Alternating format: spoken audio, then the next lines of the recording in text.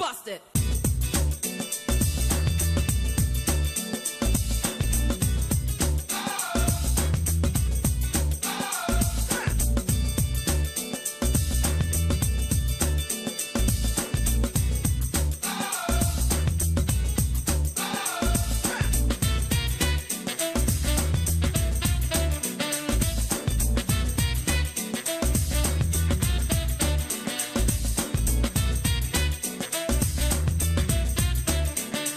A very good morning to you. Thank you for joining us on Political Platform on the Ray Power Network. So many interesting things happening in the polity, especially in the last 24 hours. Someone has thrown his hat, presumably, into the ring to contest the 2019 presidential elections. Who is that person? Well, you may have heard that the Senate President, Bukola Saraki, will be an aspirant for the PDP ticket for 2019. He's about nine other aspirants who have said we desire to replace President Muhammadu Buhari at the Aso Rock Villa on the platform of the PDP. INEC budget for 2019 elections. The chairman of the commission, Professor Mahmood Yakubu, met with the two committees in the National Assembly, the House of Reps Committee, chaired by Suleiman Shawalu, and that of the Senate, chaired by Senator Suleiman Nazif. Now, what were the discussions? Was the chairman of INEC able to defend some of what some have called the huge funds that have been put up in that budget for many interesting things, such as $200 million for international election observers? Are we now funding international observers who have their own way of funding observing elections in Nigeria? That's one of the questions the lawmakers posed to the professor who is in charge of INEC yesterday. The U.S. has said that it has temporarily suspended operations, visa issues, consular issues in its embassy in Abuja, that people might need to get to Lagos if they want to get to the U.S. What's the implication of this? What has the U.S. heard or seen that has made it to take this decision? Back to politics. Kaduna Assembly has declared the seat of the resigned Deputy Speaker, who has decamped to the PDP, John Audu Kwaturu, vacant. Interesting times, one would say. Shola Jaisimi is my name. Welcome to Political Platform. Adebayo Bodori. Shola, the issue of suspension of where to issue visa or not is perhaps, we can say that we cannot force it down the throat of the various embassies. But when you see relocation, at one point the Canadian embassy relocated the situation of visa in Nigeria to Ghana, and people have to submit your passport here and all the rest. Sometimes they may interview you here. The passports are usually sent to Ghana, and it takes weeks, if not months, before they return. And if the U.S. embassy now say that they have relocated to Lagos temporarily due to reasons beyond our control, I think the Nigerian government should be interested why some of these decisions are being taken. It will also assist us. You've spoken about the Senate President saying that he may throw his hat into the ring, but he's not the only one. The governor of Sokoto State also said he's under pressure to join the presidential race. So we may end up seeing a very large crowd for the PDP. For the PDP sole ticket. And how the party will handle it is something I think we will watch out for. Today, INEC will issue certificates to the newly registered 23 political parties. I was reading the papers this morning, and I saw one or two people commenting that the registration is ridiculous. I think we need to understand our law. We are operating a multi-party democracy. So if there are 1,000 parties, That is what the Constitution provides for. It's a multi-party democracy. And this is not the first time that we are experiencing that. Apart from the short-lived Third Republic, where the then military regime tries to institutionalize a two-party system, we've always been having a multi-party democracy. In the First Republic, for instance, we have about 20 political parties, beginning with the registration of NNDP, Nigeria National Democratic Party, founded by Abat Macaulay in 1923. So we have up to the period the First Republic was terminated. We have about 20 political parties. What we are witnessing now is that the number is increasing. In the Second Republic, before the military sent the politicians packing, we have 5 political parties. And if the processes had continued, then I'm sure there will be more parties at that time. So what we are witnessing now is not an aberration. It's not an aberration. It is in conformity with the law. And the process of registering party has been made so easy, following the suit instituted by the late Gani Fawemi, that it is the right of Nigerians to form their political parties. And INEC has little or no option than to register them. Even if you submit your registration and it's not registered within 30 days, you can claim and come out boldly and say, I now lead a political party, or we lead a political party if it's a collective. So the issue of saying it is ridiculous, I think it is not there. It is in conformity with the law, because we are operating a multi-party democracy. Amechi Anakwe is also on the program. Amechi, let me begin before you delve into politics. You wear 2 caps as a political economist. Inflation has dropped to 11.14%. The 18th month is coming down, so good news on that side. 18 consecutive months we have seen an inflation drop. The hope is that it gets to single digit. If the Muhammad Buhari administration can achieve that, is a big pat on the back for them. It will make people go to the market with something and get a lot in return. Talking about the action of the U.S. Embassy, they said it was temporary, and they shifted consular, that's the issuance of visas, to their Lagos office. Now, you begin to ask yourself a lot of questions. Why did they take that action? They didn't come out with that issue, but from my own observations, I believe it may have to do with security challenges. I recall there are some road project, massive road project has been on in Abuja, and is around the diplomatic zone where you have the US embassy. Now, there's an overhead bridge directly just by the fence of the US mission in Abuja. And at some point, I heard they made complaints that it threatens the security of the place. And work was taught for upward of 6 years. Very correct. Nothing happened there. All of a sudden this year, there's a lot of activity. Work has commenced. Is it that they are not comfortable with an overhead bridge? The US overlooking the compound. The US is not very happy. But maybe we expect and advise the Nigerian Foreign Affairs Ministry to join issues with them, because the practice of the diplomatic engagement says if your mission is in the Federal Capital Territory, of the capital of a state, you should offer consular services. And like Baduri said, Canadian High Commission has been using Ghana for some time, and I can tell you, maybe Nairobi now, you file your papers here in Nigeria, you file your documents here through their courier service, but the issuance of visa itself is either in Nairobi or Ghana. But we hope the US will not get to that, and we hope other embassies and high commissions will not follow suit. That's why we need the Foreign Affairs Embassy to use the diplomatic processes and protocols to check that. There are established standards. And talking of the PDP,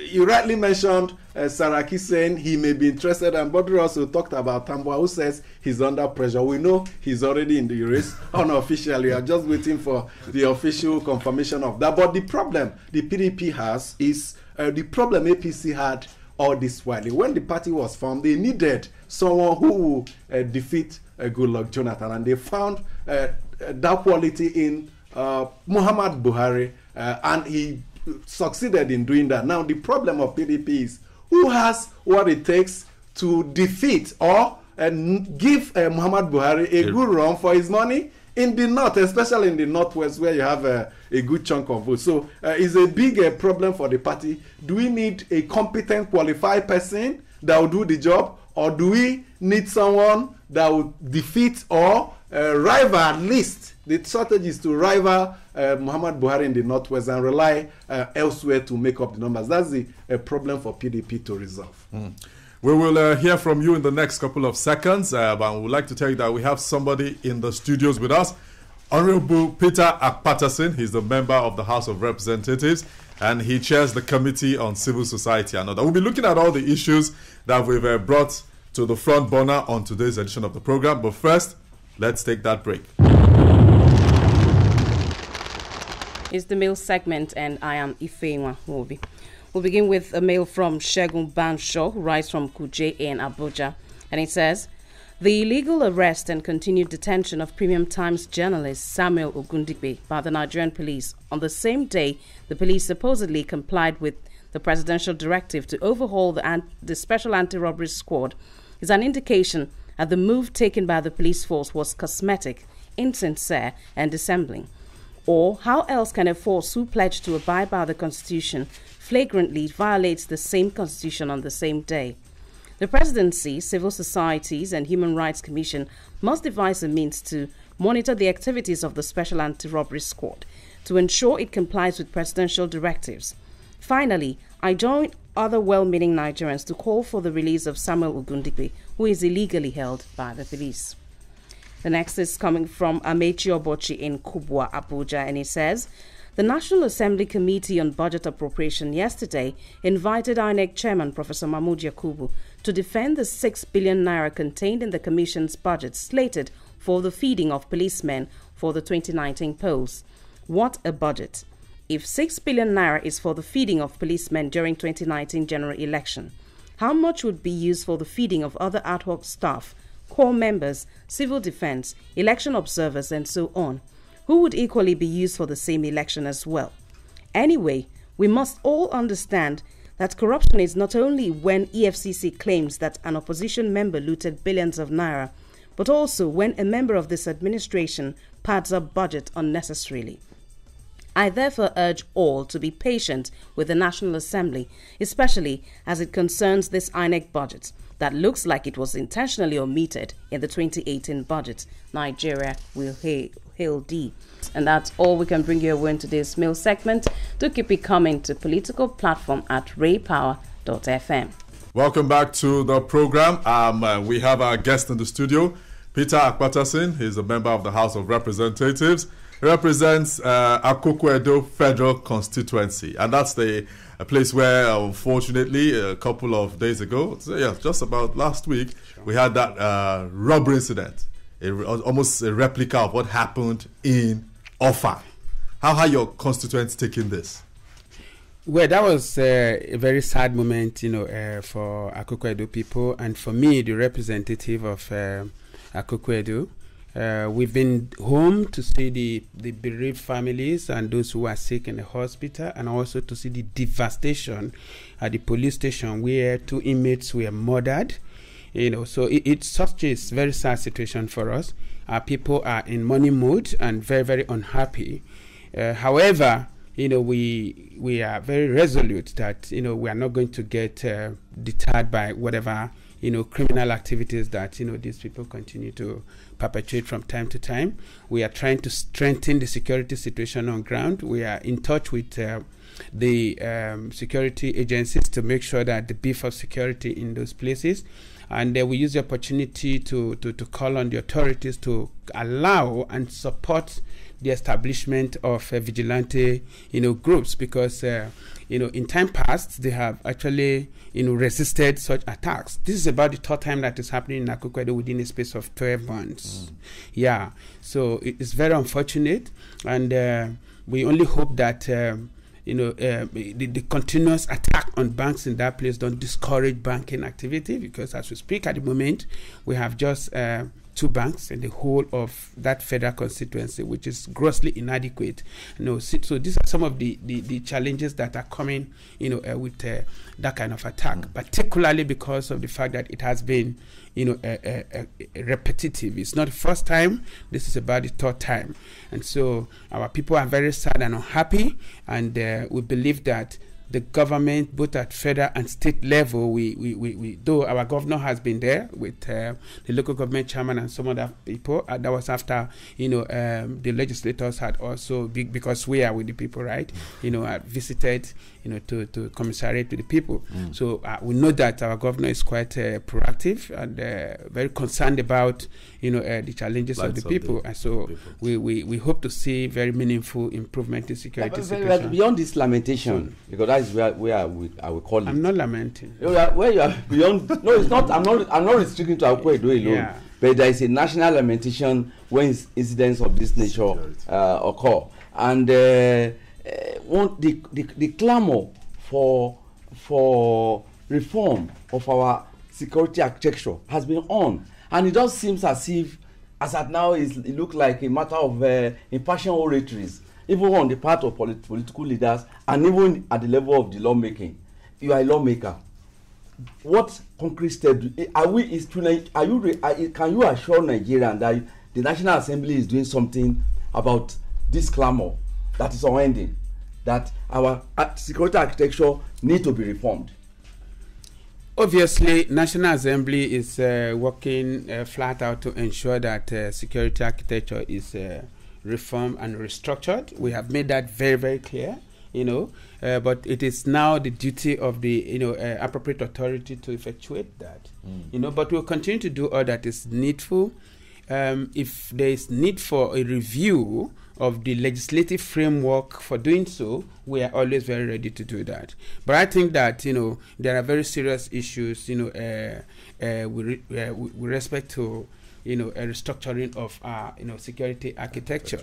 There are constitutional issues there, and there are issues that are of concern to different people, that relate to people differently. Honorable. The issue of state police, for instance, is key to what we're talking about. But you know that a large chunk of our people are not interested in state police for whatever reason. But the House of Reps, passed the bill at the second reading on making this happen. So are you saying there's a division? There's not a unanimity amongst the lawmakers? We at the level of the legislature, we are resolute on it just now.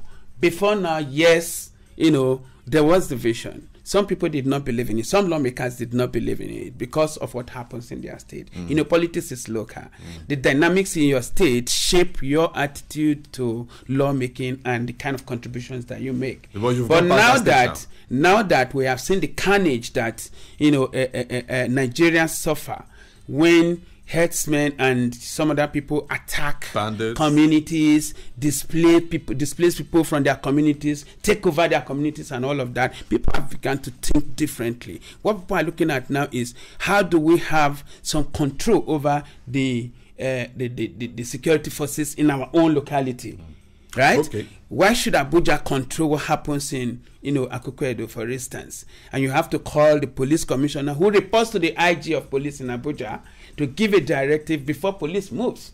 And if you need army support. In that same direction that the recent reforms of the Federal Special Anti-Robbery Squad by the police, some people have said, at a time we are talking about decentralization, the Inspector General is against centralizing the control of SARS. Just flowing from what you have said, the new direction now is that federal stars at the state level, that to be headed by an officer not below the level of superintendent of police, or is it DCP or what? No, superintendent of police, and they are to report directly to the commissioner of police in Abuja. And now, so for instance, if federal SARS operation is happening in, say, Abia State, where you have a zonal command, an AIG in charge, where does it leave the AIG? Where the superintendent suppose will report to the commissioner in Abuja. It tallies down to this issue of centralizing security architecture. Well, I think what is happening is a fallout of ad hocism. We don't have long-term plans. We don't have a template for operating the security architecture in this country. The police in particular, the police design for themselves a structure that they think, is suitable at any point in time. We ought to have a structure that is clearly defined, which everybody and efficient, which is reviewable based on developments, Okay. and which must have a defined procedure for review. Not for one, IG to come and say, I'm changing this now, and I have IG boys in my office and all that, because these are the things that happen, Yes, one will come and say, yeah. one will come and say, okay, today no more highway patrol, this. no this, no that, and then tomorrow another person comes and changes the whole of that. That is not what happens in sane societies, and we need to begin to look at how to have structural plans and then work out our plans based on the needs of the society and what exactly it is that we desire as a people. And that's what your colleagues in the House of Reps are trying to do at the moment. Now let's talk about politics at the national level. You're not unaware of all the drama, attempt to impeach. We didn't try to impeach. APC senators are here, they're not there. What's your take on the developments in the National Assembly?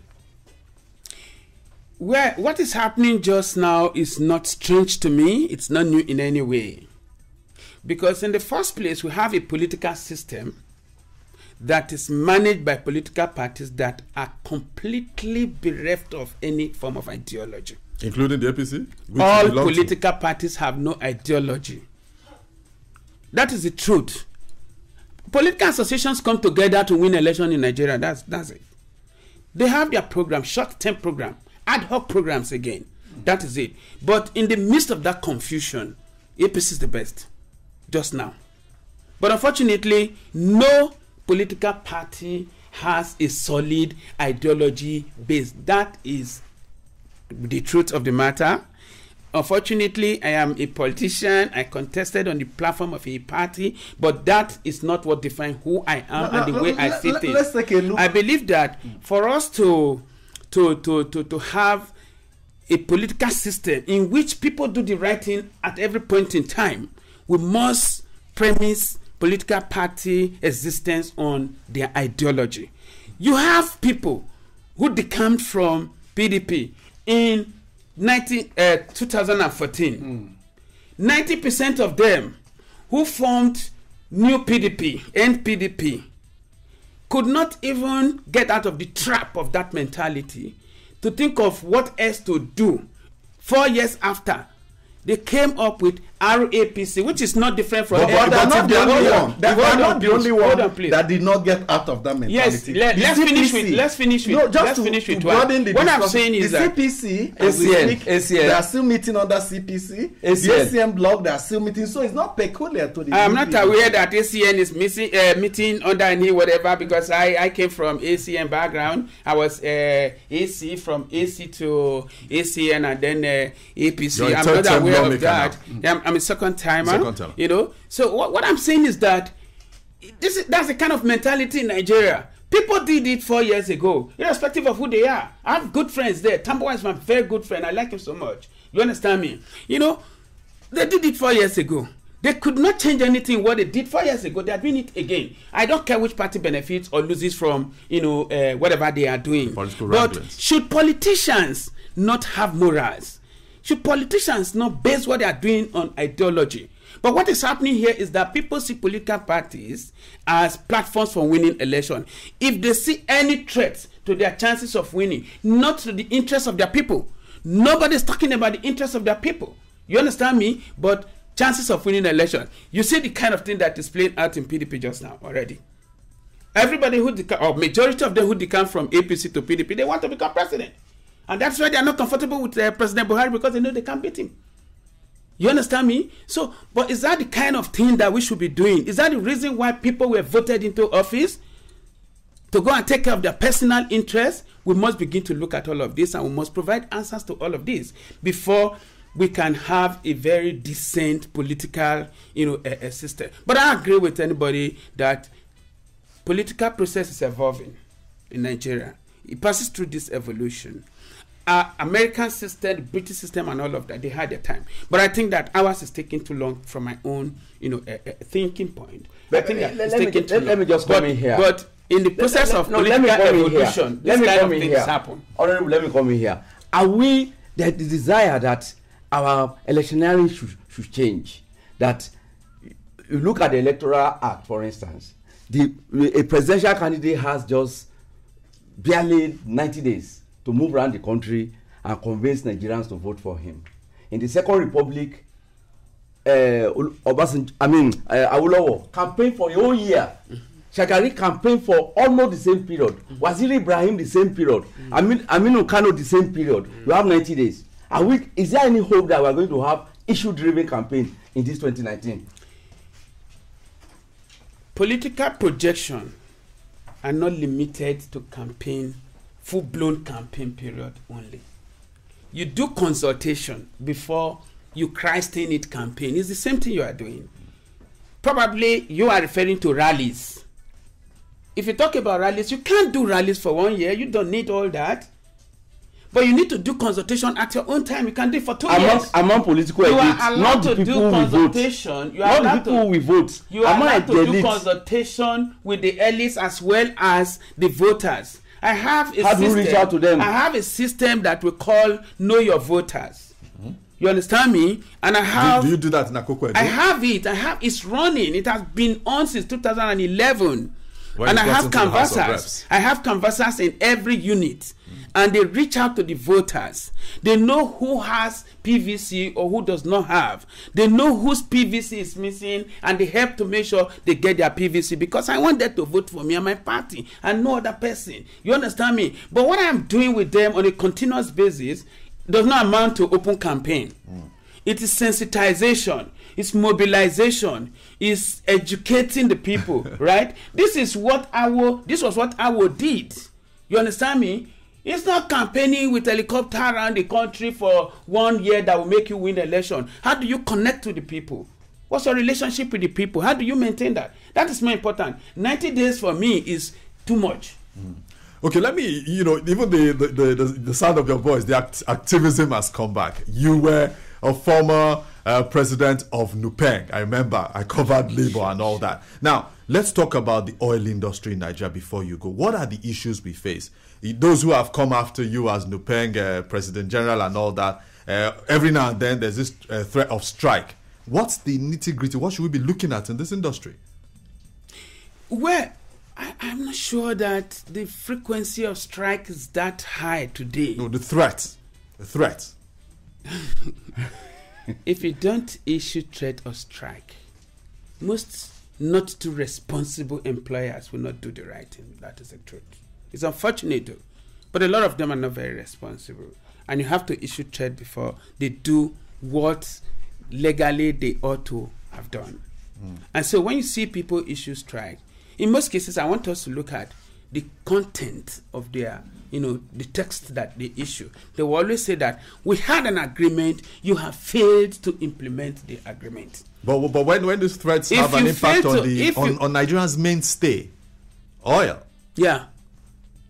Nigeria's mainstay is oil. The individual's mainstay is food, water, and air. If we cannot afford that, what are you talking about? If there are no people, can there be Nigeria? What these people are doing to workers is a threat to them, including AIT workers, as well as National Assembly workers. It's serious. I know you won't want to say it here now. If you owe workers for 3 months, sometimes I wonder, and I keep saying this, I worked in Shell all my working life, after teaching and stint in police. But I worked in Shell for 20 years and I was never owed 1 day. I wonder how workers will be owed for 3 months and they are still working. I want to believe that they may be stealing money. If not, how do you feed yourself? Or you are going to take loan for 3 months to feed? It's criminal to owe workers. And governors are doing it. Local government chairmen are doing it. So oil workers, if you do it to oil workers, they will issue you threat because they don't want to go and steal. I'm sure we'll need to have you on our program some other time so that we can continue discussion. All right. Honorable Peter Akwatasin, the member representing Akoko Ado Federal Constituency of Edo State. Thank you for joining us on Political Platform. It's a pleasure. And that's the program. On behalf of the production crew, my name is Shola Jayesimi. Thanks for listening.